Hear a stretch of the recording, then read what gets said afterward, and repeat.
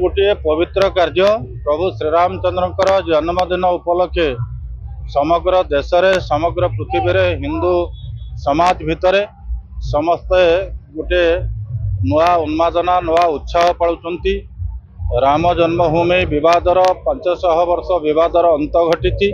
प्रभु श्रीरामचंद्र तांकर निज जन्मवेदी जन्म स्थान रे आज विराजमान कर रामलला मूर्ति प्रतिष्ठा होती, प्राण प्रतिष्ठा होती, भव्य मंदिर दिव्य मंदिर तैयारी एवं प्रतिवर्ष ठारू ए वर्ष स्वतंत्र भाव में समग्र देशर पुरपल्ली ठारू सहर नगर पर्यंत सबुठी जय श्रीराम ध्वनि रे गगन प्रवन प्रकंपित होउची। समस्तंकर आशा भारत रे पुणी थे रामराज्य हो एवं से रामराज्य तैयारी करबा पई रामराज्य गठन रे सामिल होगा प्रधानमंत्री नरेंद्र मोदी मार्गदर्शन रे तांका नेतृत्व रे विकसित भारत गठन करके रामराज्य तैयारी करिवार स्वप्न को आगे नवाई आज श्रीराम प्रेमी राम भक्त मान भितर गोटे अपूर्व उन्मादना आम लक्ष्य करूँ। मुझे सामिल करके गौरवान्वित।